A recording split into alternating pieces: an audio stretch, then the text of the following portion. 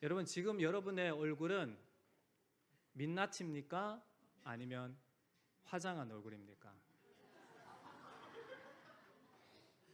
달리 말하면 맨 얼굴입니까? 아니면 화장한 얼굴입니까? 민낯으로 오시거나 화장하고 오셨다. 예. 여러분, 저를 볼 때는 민낯으로 보입니까? 화장한 얼굴로 보입니까? 요즘 말로 쌩얼것처럼 보이십니까? 아니면 뭔가 꾸민 것처럼, 바른 것처럼 보이십니까? 다 틀리셨습니다. 요즘 남성들도 얼굴에 뭔가를 뒤집어 씌웁니다. 그러면 여러분, 왜 사람들은 얼굴에 화장을 하게 될까요? 민낯이 아니라 왜 얼굴에 화장을, 뭔가를 바를까요?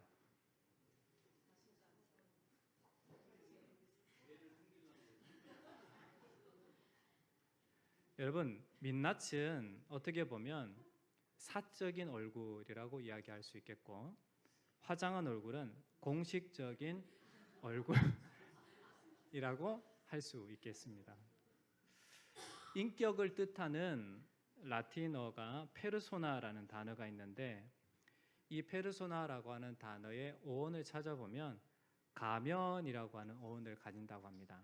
그래서 오늘날 개인이 사회적 역할에 맞춰서 밖으로 드러내는 공적 얼굴을 바로 페르소나, 인격이라고 이렇게 이야기를 합니다. 한마디로 실제 성격과는 다를 수 있는 보여지는 모습, 즉 실제 내가 가진 인격이 아니라 다른 사람들이 보기에 저 사람은 저런 사람이야 라고 하는 어찌 보면 거칠어의 모습을 페르소나의 인격이라고 이렇게 이야기할 수 있겠습니다.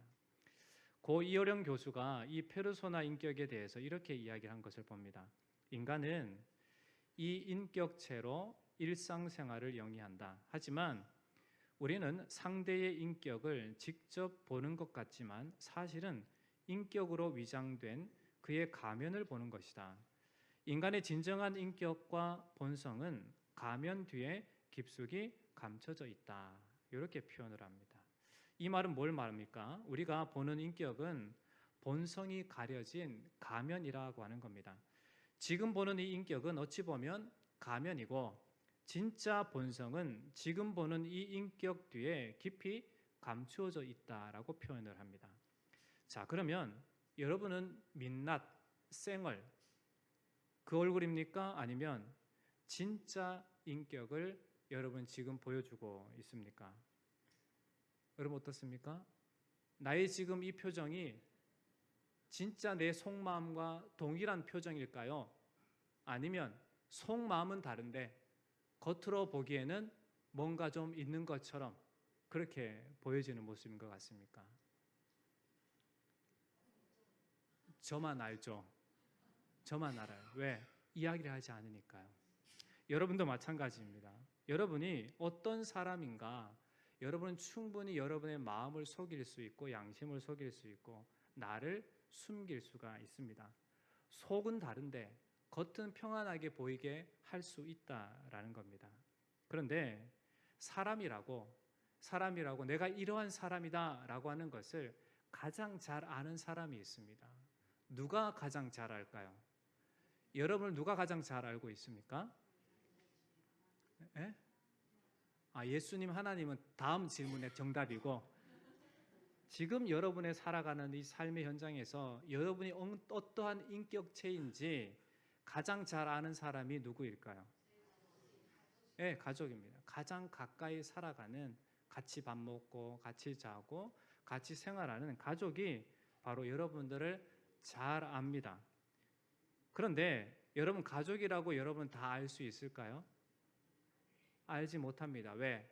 내가 내 마음속 깊은 것을 숨기고자 한다면 아무리 일평생 살아온 가족이라 하더라도 충분히 숨길 수가 있다라는 겁니다.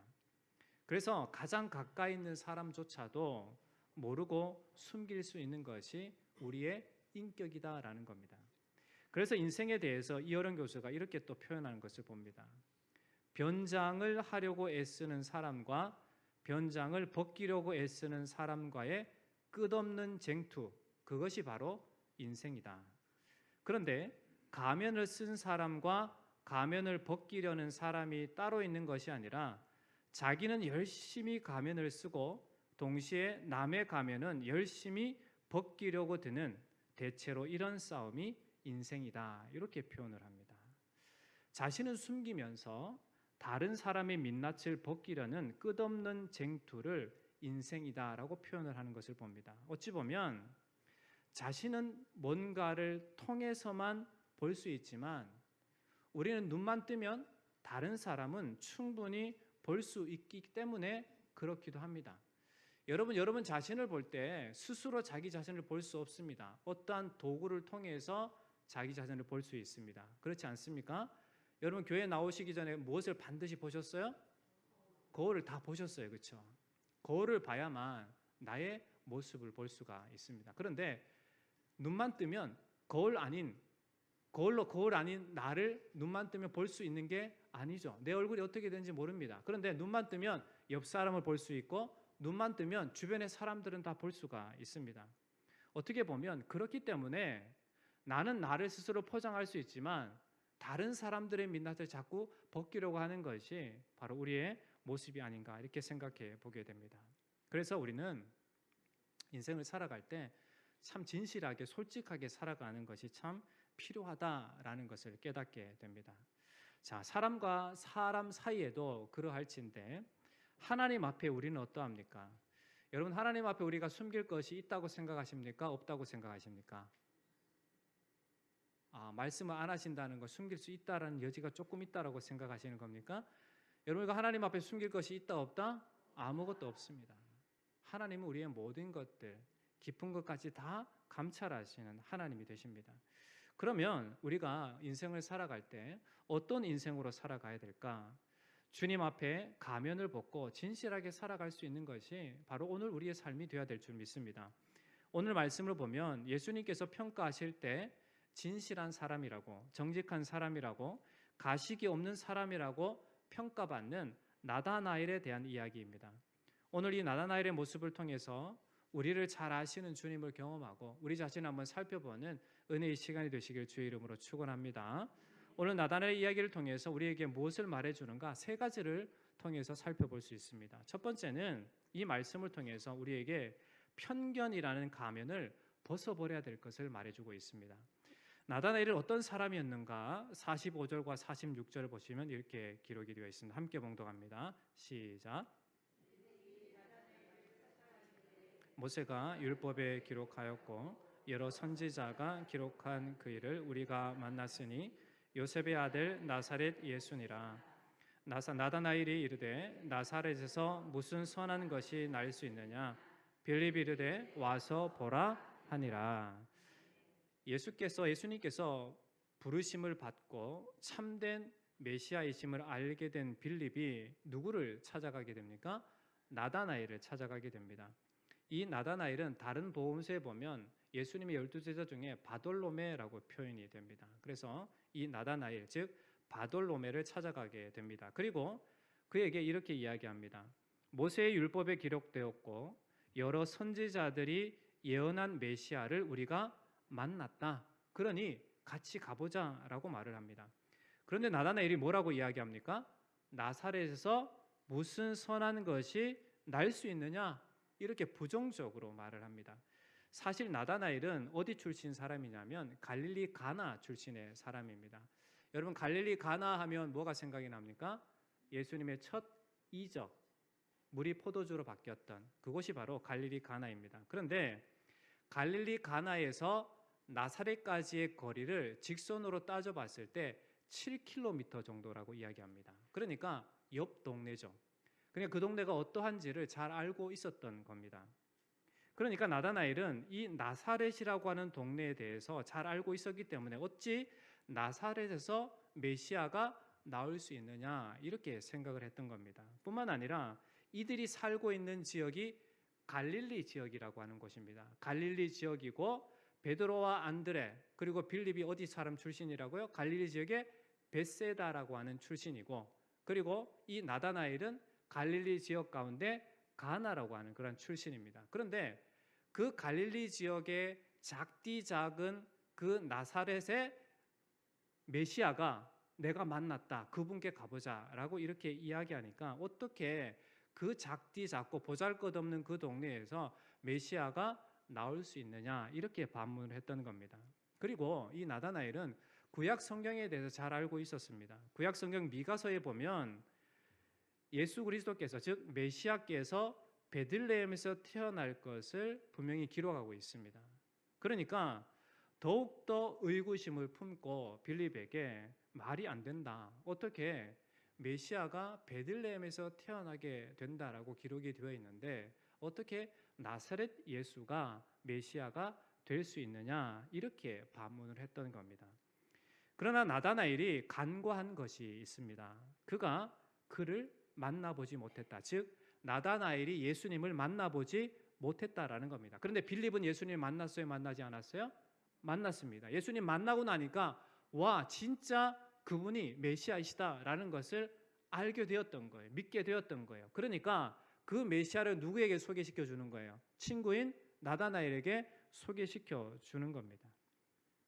그런데 이 나다나엘은 예수님을 본 적도 한 번도 본 적이 없는데 그 빌립의 말을 듣고 자기가 가진 그 수준에서 자기가 알고 있는 그 지식에서 예수님을 재단해 버렸다라는 겁니다. 자신의 편견을 가지고 예수님을 재단해 버렸다, 판단해 버렸다라는 겁니다. 이러한 나다나엘의 모습을 볼 때 우리는 어떠한가 한번 살펴보았으면 좋겠습니다. 우리도 우리가 알고 또 우리가 경험한 지식을 전부로 여기고 모든 상황과 환경들을 또 사람들을 이 나다나엘처럼 예수님마저도 재단하고자 하는 것이 바로 우리의 모습이 아닌가 한번 생각해 보게 됩니다. 겪어보지도 않고 만나보지도 않고 알아보지도 않고 쉽게 재단하고 평가하고자 하는 것이 우리의 연약함이 아닌가 생각해 보게 됩니다. 우리는 자기 방식이나 자기 생각과 자기 경험이나 자기 지식만을 주장해서는 안 됩니다. 심지어 하나님에 대해서도 자기 생각대로 판단해버리고 자기 생각대로 재단해버리고자 하는 것이 우리의 모습입니다. 그래서는 결코 안 된다라는 겁니다. 우리는 내 기준과 편견을 철저히 내려놓고 주님 앞에 나아갈 수 있어야만 합니다. 우리를 창조하시고 여전히 섭리하시고 다스리시고 무엇보다 독생자 예수 그리스도를 주시기까지 사랑하시는 그 하나님 앞에 겸손하게 나아갈 수 있어야만 합니다. 주님 앞에 가릴 것이 우리는 없습니다. 아까 처음에 서두에 말씀드렸던 것처럼 우리가 주님 앞에 뭔가 숨길 것이 있는가? 전혀 없습니다. 하나도 숨길 것이 없습니다. 그러기에 우리는 있는 모습 그대로 주님의 긍휼과 자비를 구하면서 주님 앞에 나아가야 될 줄 믿습니다. 그러기에 여러분이 가진 편견이라고 하는 이 가면을 철저히 버리시고 주님 앞에 온전함으로 진실함으로 나아가시길 주의 이름으로 축원합니다. 두 번째로 이 나다나엘을 통해서 볼 수 있는 것은 그가 가진 진실함, 즉 우리에게도 참으로 주님 평가하실 때에 가식이 없는 진실함이 있어야 된다라는 겁니다. 앞서 살펴본 것처럼 편견이라는 한계를 가진 이 나다나엘이지만 예수님께서는 나다나엘에 대해서 이렇게 평가를 하십니다. 47절 말씀 함께 봉독해 보겠습니다. 시작. 예수께서 나다나엘이 자기에게 오는 것을 보시고 그를 가리켜 이르시되 보라 이는 참으로 이스라엘 사람이라 그 속에 간사한 것이 없도다. 아멘.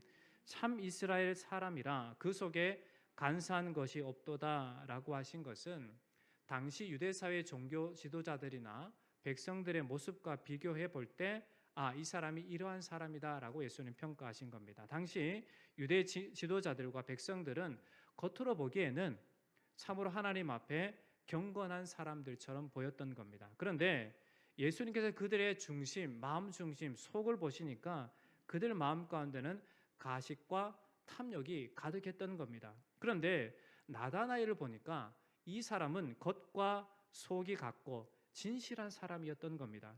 그래서 겉으로 보기에만 이스라엘 사람이 아니라 진짜 속까지도 하나님의 자녀, 하나님의 백성, 이스라엘 백성이다라고 예수님께서 그를 칭찬해 주셨던 겁니다. 그렇다면 우리의 겉과 속은 어떠했습니까? 우리도 겉과 속이 진실함이 있는 사람이 되어야 될 줄 믿습니다. 우리는 충분히 겉으로 웃어 보이고 속은 부글부글 끓어도 아닌 척할 수 있습니다. 그러나 주님은 모든 것을 아십니다. 여러분이 지금 어떤 생각으로 여기 앉아 있는지, 어떤 마음가짐으로 앉아 있는지, 과거 지난 한 주간 여러분이 어떤 삶을 살아갔는지 하나님은 모든 것을 알고 계십니다.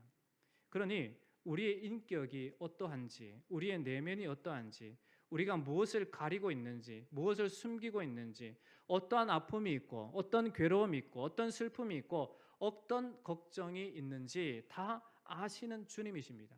그러기에 여러분, 주님 앞에 숨길 것이 없다라는 것을 알고 진실함으로 주님 앞에 나아가는 인생이 되어야 될 줄 믿습니다. 여러분, 주님 앞에 아닌 척할 필요가 없습니다. 주님 앞에 여러분 그냥 진실하시면 됩니다. 힘들고 어려우면 힘들고 어렵다라고 주님 앞에 말씀을 하시면 되고, 괴롭고 걱정이 많으면 괴롭고 걱정이 많다라고 주님 앞에 내려놓으면 되는 겁니다. 그러니까 여러분, 주님 앞에 형식을 찾거나 주님 앞에 공적인 얼굴이 아니라 여러분의 전심을, 여러분의 진실한 그 마음을 오직 주님 앞에 내려놓는 이 나다나엘 같은 사람이 되시길 축원합니다. 그러면 어떻게 나다나엘은 예수님으로부터 참으로 이스라엘 사람이라 그 속에 간사한 것이 없도다라는 이 진실한 사람으로 평가를 받을 수 있었을까요? 그것은 주님 앞에 힘써 나아가는, 힘써 주님 앞에 서고자 하는 그러한 사람이었기 때문에 그렇습니다. 세 번째, 우리가 나다나엘을 통해서 배울 수 있는 것은 주님 앞에 힘써 서야 한다라는 겁니다. 48절 말씀을 함께 봉독합니다. 시작. 나다나엘이 이르되 어떻게 나를 아시나이까? 예수께서 대답하여 이르시되 빌립이 너를 부르기 전에 내가 무화과 나무 아래에 있을 때에 보았느니라. 아멘. 나다나엘은 처음 만난 예수님 앞에 섰습니다. 그리고 예수님의 말씀에 질문을 합니다. 어떻게 나를 아십니까? 라고 질문을 합니다. 이렇게 묻는 것은 그가 예수님을 만났고 예수님께서 자기의 내면을 정확하게 알고 계심에 놀랐기 때문에 그렇습니다. 예수님은 간사함이 없는 나다나엘의 순전함을 보셨던 겁니다. 즉 그의 중심을 보셨습니다. 겉으로만 인척하는 사람이 아니라 속부터 겉모습까지 간사함이 없는 진실한 사람이 바로 나다나엘이다라는 것을 보셨다라는 겁니다. 나다나엘이 예수님을 만나기 전에 무엇을 하고 있었는가 보시면 너를 부르기 전에 내가 무화과 나무 아래에 있을 때 보았노라 이렇게 말씀을 하십니다. 무화과 나무 아래라고 하는 이 장소는 당시 유대인들이 하나님의 말씀을 묵상하고 그리고 은밀하게 기도하던 그런 장소가 무화과 나무 아래였습니다. 즉 나다나엘은 아무도 보지 않는 곳이지만 매일 하나님을 정직하게 대면하면서 하나님의 말씀을 묵상하고 하나님의 뜻을 구하는 메시아를 갈망했던 그러한 사람이었던 겁니다. 즉 항상 힘써 주님 앞에 자신을 세워서 자신의 어떠함을 보았던 사람, 하나님의 긍휼을 구했던 사람, 하나님의 어떠하심을, 하나님의 은혜를 구했던 사람이 바로 나다나엘이었던 겁니다. 여러분, 우리도 이 나다나엘처럼 주님을 깊이 만날 수 있는 곳에 있어야 할 줄 믿습니다. 바쁘다는 핑계로 주님 앞에 서지 않으면 우리는 어느 한순간 지금 쓴 가면보다 더 두꺼운 가면을 쓸 수밖에 없을 겁니다. 그러기에 우리는 내가 가진 모든 형식적인 가면을 벗어버리기 위해서 힘써 주님 앞에 나아가야 될 줄 믿습니다. 우리 항상 주님을 갈망하는 그러한 시간이 있어야 한다는 겁니다. 하나님 우리에게 무엇을 말씀하시는지 말씀에 대해서 깊이 묵상하는 시간이 우리 가운데 있어야 한다는 겁니다. 아무도 보지 않아도 중심으로 주님을 찾고자 하는, 주님을 의지하며 주님을 갈망하는, 주님의 은혜를 구하는 그러한 기도의 삶, 그 기도의 시간이 우리의 삶의 현장 가운데 있어야 한다는 겁니다. 여러분 지금 무엇에 가장 갈망하며 갈구하며 보내고 계십니까? 여러분 우리의 삶의 현장 가운데 우리는 쉽게, 너무나 쉽게 우리는 가면을 씁니다. 그러나 주님은 우리의 외식, 형식, 가면을 원치 않습니다. 주님이 우리에게 원하시는 것은 우리의 마음 중심을 원하시는 거예요. 우리의 마음뿐만 아니라 우리의 삶의 모습도 진짜 주님 앞에 주님이 받으시기에 합당하신 그런 삶을 원하시는 거예요. 그런데 왜 주님 모든 것을 알고 계신데 여러분 겉모습에 자꾸 형식을 넣어서 자꾸 가면을 쓰고 그렇게 살아가려고 하십니까? 주님은 결코 그런 것을 원치 않으십니다. 그러기에 여러분 그 모든 삶을, 내 삶을 진짜 주님 앞에 바로 세우기 위해서 주님께 적극적으로 힘써 시간을 투자하고 열정을 투자해서 하나님 앞에 서고자 그런 힘씀이 있어야 되는 줄 믿습니다. 그래서 여러분 정말 예배하기 힘쓰셔야 되고 하나님 말씀 보고 묵상하기 힘쓰셔야 되고 그리고 하나님 말씀대로 살아가고자 힘쓰셔야 되고 그리고 주님의 뜻을 구하는 기도의 시간들에 힘을 쓰셔야 된다라는 겁니다. 아시겠습니까? 그렇게 하셔야만 됩니다.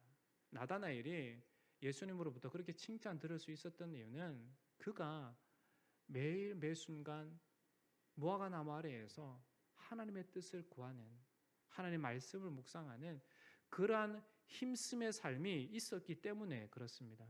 이러한 나다나엘이었기 때문에 예수님을 만나고 그 앞에 섰을 때 주님으로부터 칭찬을 듣게 되고 그리고 진짜 메시아 예수 그리스도를 만남을 통해서 어떻게 고백하게 됩니까? 49절입니다. 나다나엘이 대답하되 랍비여 당신은 하나님의 아들이시요 당신은 이스라엘의 임금이로소이다. 나다나엘은 빌립의 이야기를 듣고 한 말이 무엇이었습니까? 처음에 빌립의 말을 듣고 한 말이 무엇이었습니까? 나사렛에서 무슨 선한 것이 날 수 있느냐 무시했습니다. 부정했습니다. 그런데 예수님을 만나고 나서 어떻게 고백을 합니까? 당신은 진짜 하나님의 아들이십니다.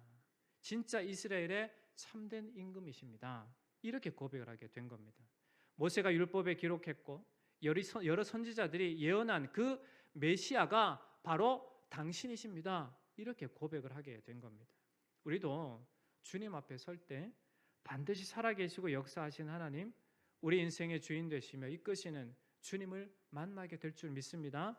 그분 앞에 설 때 우리의 숨겨진 모든 것이 드러나게 되고 우리가 가렸던 의식을 했던 외식적인 그 부분들 모든 가면들이 벗겨지고 하나님의 은혜로 충만하게 채워질 줄 믿습니다. 그러기 위해서 여러분 주님 앞에도 힘써 나아가시고 주님을 의지하고 주님의 뜻을 구하고 진짜 주님의 사람으로 살기 위해서 힘쓰는 여러분 되시길 주의 이름으로 축원합니다. 말씀을 맺겠습니다.